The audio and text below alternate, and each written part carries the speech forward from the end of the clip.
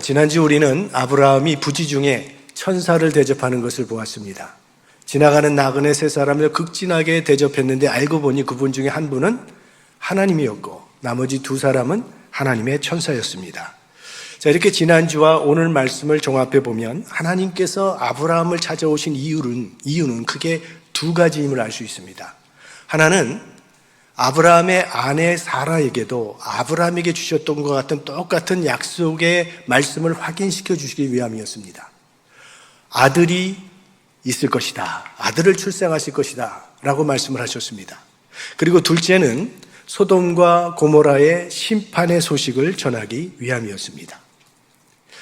하나님께서 인간에게 찾아오실 때는 두 가지의 상반된 현상이 나타납니다. 믿는 자들에게는 그것이 기쁨과 구원의 소식이 된다는 것입니다. 하지만 하나님을 멀리하고 세상과 벗을 삼아 살아가는 사람들에게는 그게 두려운 심판의 소식이 됩니다. 우리 어릴 때에 학교에서 성적표가 잘 나오면 부모님이 빨리 집에 돌아오기를 원하지 않습니까? 그건 기쁨의 소식이 되니까. 그러나 성적이 좋지 않게 나오면 부모가 돌아오는 것이 심판의 두려운 소식으로 다가오게 됩니다. 범죄 이전에 이 아담은 하나님께서 에덴 동산에 찾아오실 때마다 늘 기뻐 반겼습니다. 그런데 범죄 이후에는 하나님이 두려워서 숨었다는 그런 이야기가 나옵니다. 하나님이 우리를 찾아오신다면 그것이 우리에게 복된 소식이 될런지 아니면 두려운 심판의 소식이 될런지 스스로 점검해 봐야 할 것입니다. 하나님이 우리를 찾아오실 때는 늘 구원과 기쁨과 위로의 소식이 될 수 있기를 원합니다. 아브라함의 장막에서 이제 식사를 마치신 후에 하나님께서 가시던 길을 잠시 멈추시고 하나님이 하시려는 일을 아브라함에게 알려주시겠다고 하십니다. 17절 말씀을 보겠습니다. 여호와께서 가라사대 나의 하려는 것을 아브라함에게 숨기겠느냐. 하나님은 우주 만물을 창조하신 전지전능하신 주권자가 되십니다. 누구와 아무것도 의논할 이유도 없고 누구의 도움을 필요로 하신 분도 아니십니다.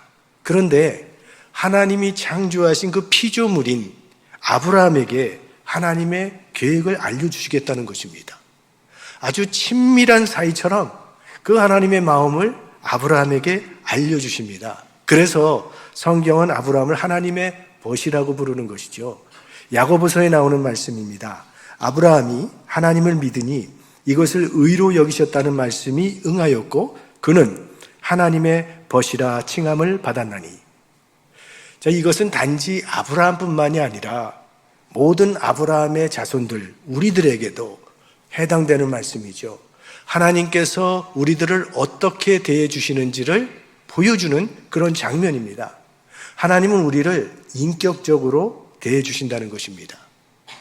하나님이 우리를 대화의 상대로 삼으시고 우리에게 마음을 나누고 싶은 그런 대상으로 삼으셨다는 그 자체가 우리 인간들이 받은 큰 특권이요, 영광입니다. 하나님께서 인간을 하나님의 형상대로 창조하셨다고 했는데 그 이유는 하나님과 관계를 맺고 교제하기를 원하셨기 때문입니다. 이것은 모든 피조물들 가운데 오직 우리 인간에게만 주어진 특별한 축복입니다. 그래서 예수님도 제자들에게 말씀을 하셨습니다. 이제부터는 너희를 종이라 하지 아니하리니 종은 주인의 하는 것을 알지 못함이라. 너희를 친구라 하였노니 내가 내 아버지께 들은 것을 다 너희에게 알게 하였음이니라. 종과 친구의 차이가 있다면 종은 주인의 계획을 하나도 알지 못하고 그저 명령하는 대로 행할 뿐입니다. 그러나 친구는 그렇지 않습니다. 친구는 친구가 하는 계획을 알고 행하는 것입니다. 그러니까 주님께서는 우리가 그 주님의 마음을 알고 주님의 일에 참여하는 동력자가 되기를 원하신다는 것이죠. 친구 사이에는 나누는 기쁨이 있습니다. 나에게 좋은 일이 생기면 친구에게 알리고 싶습니다. 내게 어려운 일이 생길 때는 친구하고 의논하고 싶습니다. 정말 친한 친구와는 비밀이 없습니다. 다 나눌 수 있습니다. 그런 친구와는 시간도 나누고 물질도 나누고 마음도 나누고 싶습니다. 그런데 하나님은 우리와 그렇게 마음을 나누는 친밀한 사이가 되기를 원하신다는 것입니다. 그런데 친밀한 관계라는 것이 저절로 이루어지는 것이 아니죠. 노력해야 합니다. 관계 발전을 위해서. 친밀함은 우리 일상 속에서 수많은 나눔의 과정을 통해서 쌓이게 되기 때문입니다. 하나님과 친밀한 관계를 맺는데도 노력이 필요합니다. 하나님이 우리를 알고 계시는 것처럼 우리들도 하나님을 알아가야 합니다. 그러려면 주님과 대화해야 합니다. 나의 생각이 이렇습니다. 나의 계획이 이렇습니다. 하나님 앞에 놓고 하나님의 뜻을 여쭤보는 것입니다. 내가 하고자 하는 이 일이 하나님이 원하시는 일이십니까? 나의 말과 나의 행동을 통해서 지금 하나님의 뜻이 이루어지고 있는지 늘 하나님을 기쁘시게 하는 삶을 살 수 있도록 대화하며 하나님과 동행함을 삶을 살아야 한다는 것이죠. 우리 멀리 동부와 서부에서 연애를 해서 결혼하는 그런 커플들을 보게 됩니다. 그렇게 장거리 연인들은 편지나 전화를 통해서 그 사랑의 관계를 이어가는 것처럼 하나님께서 우리에게 보내주신 편지인 이 성경이라고 하는 것은 우리와 하나님과의 관계를 친밀하게 연결시켜주는 사랑의 끈이 되는 것입니다. 그래서 매일 말씀을 묵상하는 사람은 하나님과 친밀한 관계를 이어갈 수 있는 것입니다. 그래서 큐티를 권장하는 것이죠. 매주 이렇게 교회에서 함께 예배를 드리며 영의 양식을 얻는 것도 매우 귀한 일이고 성도로서 마땅한 일입니다. 그러나 우리가 이번 팬데믹을 통해서도 경험을 했지만 우리는 항상 교회에 와 있을 수만은 없기 때문에 큐티가 중요한 것입니다. 매일 영의 양식인 하나님의 말씀을 묵상하고 순종하는 생활의 틀을 갖추고 살아야 합니다. 날마다 말씀을 통해서 우리 하나님을 알아가며 하나님의 뜻을 구하기를 힘쓰는 우리 모두가 될 수 있기를 바랍니다. 이제 하나님께서 아브라함에게 하시려는 일을 구체적으로 알려주십니다. 20절과 21절 말씀 다 같이 읽어보겠습니다. 여호와께서 또 가라사대 소돔과 고모라에 대한 부르짖음이 크고 그 죄악이 심히 중하니 내가 이제 내려가서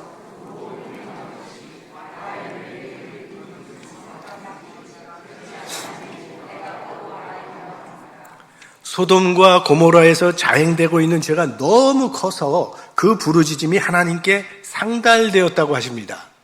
여기 부르짖음이라고 하는 이 단어는요, 억울한 일을 당하거나 부당하게 짓눌림을 당했을 때 외치는 소리입니다. 그러니까 한 맺힌 소리라는 거예요. 하나님은 이런 부르짖음에 귀를 기울이고 계시다는 말씀이죠. 이 말씀을 통해서 우리는 적어도 두 가지의 교훈을 얻을 수 있습니다. 먼저는 우리가 부당한 일을 당해 마음의 상처를 받게 되어도 원한은 품지 말자는 것입니다. 왜냐하면 하나님께서 보고 계시고 듣고 계시고 알고 계시기 때문입니다. 애굽에서 노예 생활로 너무나 힘들고 고통당하던 이스라엘 백성들이 그들의 고통을 부르짖으며 하나님께 호소했더니 그 부르짖는 소리를 하나님이 들으시고 모세를 보내서 그들을 해방시켜 주시는 이야기가 나옵니다. 우리 출애굽기 3장 말씀을 우리 한번 다 같이 보겠습니다.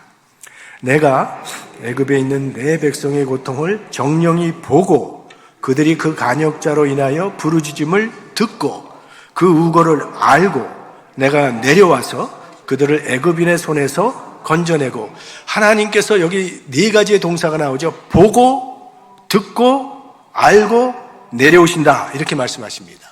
그러니까 하나님은 우리의 삶을 속속들이 다 보고 계시고 듣고 계시고 알고 계시다는 거예요. 너무나도 상세하게 우리의 머리털까지도 세신바 되었다고 하지 않았습니까? 내 이름을 아는 사람들은 많이 있겠지만 내 마음과 내 생각까지 아는 사람이 얼마나 되겠습니까? 내 마음은, 내 생각은 아무도 모릅니다. 그러나 하나님은 내 마음과 생각까지도 알고 계십니다. 그래서 주님께는 우리의 모든 사정을 다 알 수 있는 것입니다. 하나님은 공의의 하나님이라는 사실을 신뢰하고 억울하고 상처받은 마음을 주님 앞에 다 쏟아내어 아뢰십시오. 하나님의 평강이 여러분의 마음과 생각을 지켜주실 것입니다. 다른 하나는 죄는 절대로 없어지지 않는다는 것입니다. 가인이 아벨을 돌로 쳐 죽였습니다. 아무도 몰래 그런 일을 했습니다. 그렇게 하면 죄가 감춰질까 봐 그렇게 했던 것입니다. 그런데 하나님께서 가인에게 말씀을 하십니다. 네가 무엇을 하였느냐? 내 아우의 핏소리가 땅에서부터 내게 호소하느니라. 죄는 절대로 사라지지 아니하고 하나님의 귀에 들릴 때까지 부르짖으며 호소한다는 그런 말씀입니다. 그러므로 우리 이웃의 눈에서 눈물을 흘리게 하는 일은 하지 말아야 합니다. 하나님은 보고 계시고 듣고 계시고 알고 계시기 때문에 다만 오래 참고 계실 뿐입니다. 성지순례 하는 사람들은 그곳에 갔다가 또 구경하고 싶은 곳이 한 곳이 있는데 사해 바다입니다. 원래 이 사해는 큰 호수입니다. 바다가 아닌데 바다처럼 크기 때문에 그냥 바다라고 부르는데 그 이름 그대로 죽음의 바다입니다. 이곳이 사해가 된 이유는 바다 수면보다 이 사해는 깊이가 400m나 더 낮습니다. 그래서 더 이상은 물이 흘러갈 곳이 없어서 거기서 고이고 고인 물이 소금물로 변해서 정말 피라미 새끼 한 마리도 살 수 없는 소금덩어리, 죽음의 바다가 된 것입니다. 거기는 물고기만 살 수 없는 것이 아니라 사실 우리 사람들도 그 바다에 들어갈 때 조심하지 않으면 건강에 문제가 생길 수 있습니다. 그 사해라고 하는 것은 소금 덩어리이기 때문에 그냥 수영 못하는 사람도 들어가기만 하면 저절로 물에 뜹니다. 그래서 많은 사람들이 그거 경험해 보고 싶어서 많이 들어가게 되는데 건강상에 문제가 있는 분들은 조심하셔야 합니다. 그 잘못해서 그 물을, 바닷물을 조금만 삼키기라도 하면 혈압이 올라가고 또 호흡곤란을 일으켜서 마비 현상이 올 수도 있습니다. 저는 그곳에서 수영하러 들어갔다가 심장마비로 돌아가신 목사님을 알고 있습니다. 그런데 이 사해바다가 어디에 위치해 있는가 하면 학자들의 얘기는 이 사해바다의 남부지방이 바로 소돔과 고모라가 있던 곳이라고 말을 합니다. 그러니까 하나님의 저주와 심판이 내려졌던 그 장소.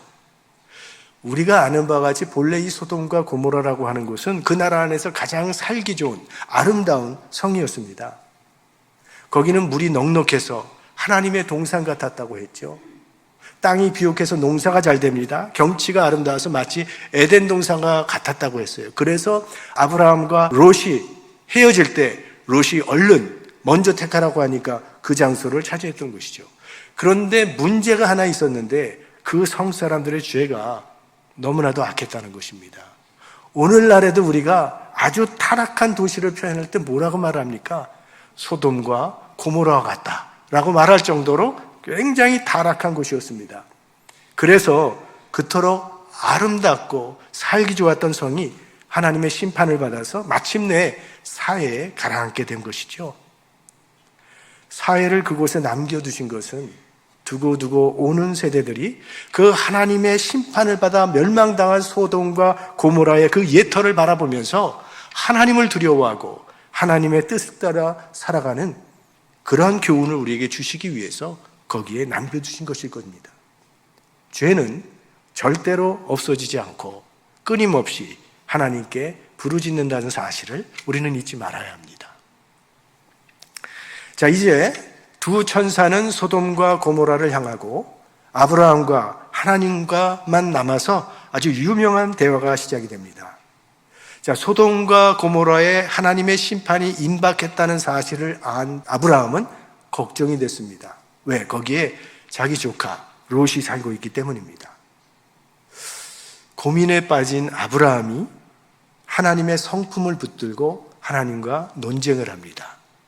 하나님의 공이라고 하는 이 매우 중요한 하나님의 성품을 물고 늘어지는 겁니다. 하나님, 여호와는 공의로운 하나님이 아니십니까? 그렇게 공의로운 하나님이 의인과 악인을 무차별하게 죽인다는 것은 그건 불가합니다. 소돔과 고모라에는 얼마나 많은 사람들이 살고 있는데 그 가운데는 의인도 있을 것입니다. 그런데 그 의인들을 악인들과 함께 멸하는 거 옳지 않습니다. 하나님께 따지며 항의하는 것입니다. 그러자 하나님께서 내가 의인과 악인을 함께 죽이지는 않겠다고 말씀을 하십니다. 의인이 있다면 그들을 봐서 이들을 용서하고 구원해 주시겠다고 하십니다. 그래서 아브라함이 하나님과 더불어 협상을 하기 시작합니다. 24절과 25절 말씀 함께 읽어주시면 감사하겠습니다. 그 성 중에 의인 50이 있을지라도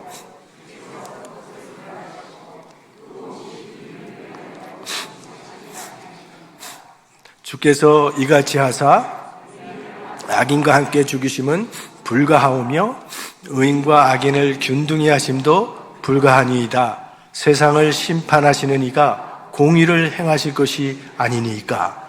만약 의인이 50명 정도 있다고 생각해 보십시오. 그래도 그들을 멸망시킬 것입니까? 아브라함이 왜 50명을 잡았겠습니까?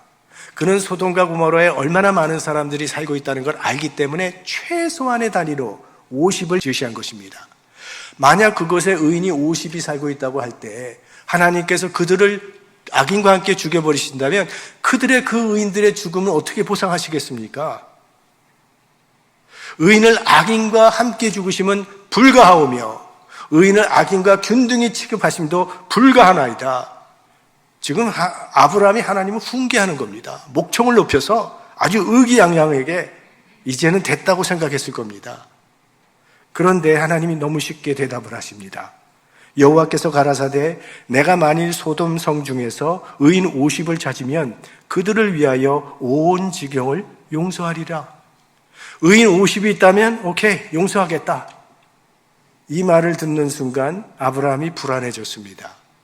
50명의 의인이 없다는 말이기 때문에. 그래서 아브라함이 이제 숫자를 줄여가기 시작합니다. 주님, 50명에서 5인이 모자른다면 어떡하시겠습니까? 오케이, 용서해 줄게. 그래서 아브라함이 50명에서 45명으로 내려가고 또 45명에서 40명, 그것도 괜찮다.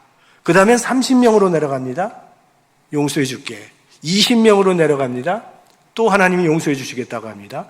그리고 10명으로 내려갔을 때 이렇게 6차례에 걸쳐서 숫자를 줄여나가는데 어떤 분이 그러시더라고요. 이게 바로 에누리의 역사라고. 아브라함이 에누리의 원조라고 합니다. 자, 숫자가 내려가면 내려갈수록 아브라함의 목소리도 작아졌을 겁니다. 그리고 더 이상은 마지막에는 10명까지 가서는 입을 열지 못합니다. 하나님은 너무나도 관대하시고 공의로우신 하나님이라는 사실을 인정할 수밖에 없었기 때문입니다. 욥도 그런 하나님을 경험했죠. 그는 내가 당하는 이 고통은 부당한 것입니다. 하나님께 따졌습니다. 하나님이 공의로운 하나님이시라면 나에게 어찌하여 이런 일이 일어나냐고 항의하면서 하나님이 숨어 계시지 말고 제발 내 앞에 나타나서 제 말에 대답을 좀 해 주십시오 라고 항의를 하죠. 그러자 마침내 하나님께서 욥에게 나타나셔서 여러 가지 말씀을 주십니다. 그 말씀을 들은 욥의 대답이 뭡니까? 무지한 말로 이치를 가리우는 자가 누구이니까? 내가 스스로 깨달을 수 없는 일을 말하였고 스스로 알 수 없고 헤아리기 어려운 일을 말하였나이다. 그러므로 내가 스스로 하나고 티끌과 제 가운데서 회개하나이다. 욥도 같은 경험을 한 겁니다. 사람들이 때로 하나님의 공의를 문제 삼습니다. 아니, 하나님이 계시다면 어찌해서 이런 일이 일어날 수 있습니까? 아니, 이순신 장군은 예수님의 이름을 들어보지도 못했는데 그런 훌륭한 인물이 구원받지 못한다면 그건 불가합니다. 난 그런 하나님을 믿을 수 없습니다. 큰 소리 칩니다. 마치 자기가 하나님보다 더 자비로운 것처럼, 하나님보다 자기가 더 공의로운 것처럼 말을 합니다. 하나님의 공의가 나의 공의보다 더 못한 것처럼 말을 합니다. 그러나 하나님은 우리와는 비교할 수 없을 만큼 자비로우시며 공의로우신 하나님이십니다. 이 세상의 불균형, 이 세상의 불의에 대해서 불평을 하며 분노하는 그 사람들 중에 과연 그 문제를 바로잡기 위해서 자기의 삶을 불태우며 헌신하는 사람이 얼마나 되겠습니까? 기아로 죽어가는 그 불쌍한 아이들을 바라보면서 하나님의 자비와 하나님의 공의를 운운하며 열변을 토하는 사람들 가운데 실제로 얼마나 그 아이들을 위해서 자기 것을 희생하며 보살펴주고 있습니까? 우리가 잊지 말아야 할 것은 하나님은 이 병든 세상을 위해서 독생자를 십자가에 내어주시기까지 가슴 아프게 사랑하고 계시다는 사실입니다. 아브라함의 중보 기도는 10명에서 끝나게 되는데 왜 10명에서 아브라함이 멈췄을까요? 아마 두 가지 정도로 해석할 수 있을 것입니다. 첫째는 염치가 없어서 도저히 더 이상은 내려갈 수가 없었기 때문에 50에서 10까지 깎았으면 많이 깎은 거죠. 아브라함의 생각에도 의인이 10명도 없다면 망하는 것이 당연하다고 생각했을 것 같습니다.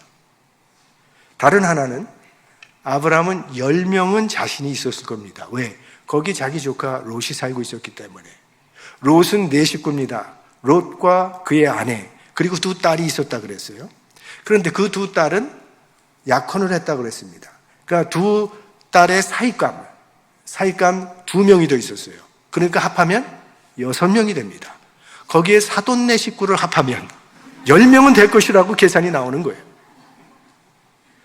그런데 창세기 19장에 가보면 이 롯의 2 사익감이 이제 하나님께서 심판해서 이 성을 멸망시킬 테니까 빨리 떠나라고 말을 했더니 그들이 농담으로 여겼다 이렇게 나옵니다. 그러니까 사익관조차도 전도가 안 된 상태였다는 거죠. 그래서 소돔과 고모라는 멸망을 당하게 됩니다. 자, 그렇다면 소돔과 고모라가 멸망당하게 된 이유가 무엇인지 우리가 좀 생각을 해볼 필요가 있습니다. 창세기 13장 13절 말씀에 보면 소돔 사람은 악하여 여호와 앞에 큰 죄인이었더라 합니다. 그러니까 소돔과 고모라가 멸망당한 것은 이건 경제 문제나 정치 문제가 아니었다는 겁니다. 여기 죄 때문이었다고 나와 있는데 과연 무슨 죄였는가? 그것도 이제 창세기 19장에 나옵니다. 그러나 소돔 사람들의 아주 대표적인 죄가 있다면 남색, 남성 사이의 성행위, 소돔이 이것이 성적 타락의 대명사가 되어버릴 정도로 유명한 그들의 죄가 되었죠. 그러니까 하나님의 형상은 온데간데 다 사라져버리고 그저 육체 덩어리만 남았습니다. 하나님의 형상으로 인간을 만드셨다고 했는데 그 육체 덩어리만 남아있는 그 인간의 모습을 보시는 하나님의 마음이 더 이상은 참을 수가 없어서 유황불로 멸하신 것입니다. 그러나 우리가 좀 더 생각해 보면 죄 때문에 멸망한 것만은 아닙니다. 회개하지 않았기 때문에 멸망한 것입니다. 아무리 큰 죄를 지었다 할지라도 회개하면 하나님은 다 용서하시고 구원해 주시는 자비와 긍휼의 하나님이십니다. 그래서 소돔과 고모라의 천사가 찾아갔던 것입니다. 그들에게 마지막 기회를 준 것인데 오히려 그들은 회개치 아니하고 더 악한 일을 끊임없이 행했기 때문에 끝까지 회개치 않은 소돔과 고모라는 멸망을 당하게 된 것입니다. 40일 후에 멸망하리라고 하던 니느웨 성은 어떻게 됐습니까? 회개했기 때문에 구원받았습니다. 인간은 죄 때문에 멸망하는 것이 아니라 회개하지 않기 때문에 멸망하게 되는 것입니다. 그러나 소돔이 오늘 멸망당한 까닭은 죄 때문만도 아니고 회개하지 않았기 때문만도 아님이 오늘 본문에 나타나는 겁니다. 의인 10명이 없어서 멸망당한 것입니다. 의인이 10명만 있었다면 하나님께서 불쌍히 여기시고 용서해 주시고 구원해 주셨을 것입니다. 여기에 우리 하나님의 구원의 기준이 나타나 있는 것입니다. 소돔과 고모라가 그토록 타락했다 할지라도 만약 그곳에 의인 10명만 있었다면 하나님은 그 불의한 성 전체를 다 용서해 주시고 구원해 주시겠다고 말씀하십니다. 그러니까 하나님은 의인 중심의 구원과 의인 중심의 심판의 기준을 가지고 계시다는 것을 알 수 있습니다. 하나님은 악인을 기준으로 삼는 것이 아니라 의인을 기준으로 삼는다는 것입니다. 예수님께서 마태복음에 천국 비유를 여러 가지로 말씀하시는데 그 중에 이제 가라지 비유가 하나 나옵니다. 주인이 나가서 밭에다가 좋은 씨를 뿌렸습니다. 그런데 사람들이 잘 때 원수가 와서 그 사이에 가라지를 덧뿌리고 갔다고 했습니다. 이제 시간이 지나서 곡식이 자라는데 보니까 가라지도 함께 자랐습니다. 그래서 종이 주인에게 가서 묻지 않습니까? 주인이시여, 우리로 가서 저 가라지를 뽑아버릴까요? 했을 때 주인의 답이 뭡니까? 가만두어라.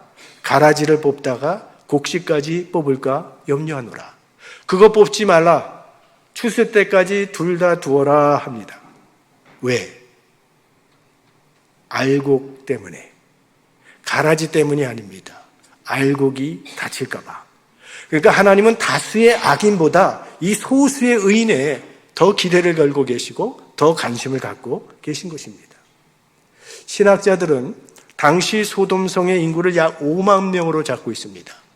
이 5만 명이라고 하는 인구 가운데 하나님을 진실하게 섬기는 의인이 10명만 있다면 하나님은 그 10명으로 인하여 멸망시키지 않겠다고 말씀하셨습니다. 5만 명 중에 10명이면 5천분의 1에 해당되는 숫자예요. 그 정도의 의인만 있다 할지라도 하나님께서 용서하시겠다는 겁니다. 이것이 성경이 증거하는 의로운 자들의 영향력이요 가치라는 것입니다. 요셉 한 사람 때문에 7년의 흉년 가운데도 애굽의 제국이 구원을 받을 뿐만이 아니라 그 주변에 있는 국가들도 함께 구원을 받게 됩니다. 의인 한 사람 때문에 나라가 복을 받게 된 것이고 민족이 복을 받게 된 것이죠. 우리는 자신을 보면서 세상에 있으나 마나한 나 같은 사람이 무슨 일을 할 수 있을까 생각하지만 성경은 의인 한 사람의 영향력이 얼마나 지대하며 얼마나 결정적인가를 강조하고 있다는 것입니다. 나 한 사람 때문에 내 가정이 변화될 수 있고 나 한 사람 때문에 우리 구역이 살아나고 선교회가 살아나고 교회가 건강해질 수 있고 이 세상이 새로워질 수 있다는 것입니다. 내가 그 공동체의 중요한 자리에 있지 않다 할지라도 상관없습니다. 요셉의 신분은 노예였습니다. 그러나 그로 인해서 한 나라가 구원받는 하나님의 역사가 이루어졌습니다. 예수님의 제자들은 어떤 사람들이었습니까? 그들은 대부분 갈릴리 어부 출신의 가진 거 하나 없는 사람들이었습니다. 그런데 그 12를 통해서 이 세상이 생명을 얻게 되었던 것입니다. 그러니까 이 세상의 운명은 의인들의 얻기 위해 놓여 있는 것입니다. 의인이 나라와 민족을 지탱하는 원천이 된다는 것입니다. 아무리 악이 성행을 하고 악이 판을 쳐도 그 사회가 무너지지 않는 이유는 의인들이 그 사회와 민족을 지탱하고 있기 때문입니다. 한 사회가 몰락하는 이유는 악인이 많아서가 아니라 의인의 수가 부족하기 때문입니다. 소돔과 고모라에도 의인 10명만 있었다면 하나님께서 그 성을 용서하시고 구원하셨을 것입니다. 그런데 그 의인 10명이 없어서 멸망당한 것입니다. 비록 소수일지라도 우리가 이 땅에서 신실한 성도의 삶을 살아가는 것이 이 세상을 살리는 출발점이 되는 것입니다. 이 세상이 죄악으로 가득 찼다 할지라도 우리가 하나님이 세워주신 그 자리에서 신실하게 교회로 살아간다면 소돔과 고모라와 같은 이 세상도 다시 살아나게 될 것입니다. 우리가 이 시대에 하나님이 찾으시는 그 의인들이 될 수 있기를 주님의 이름으로 축원합니다.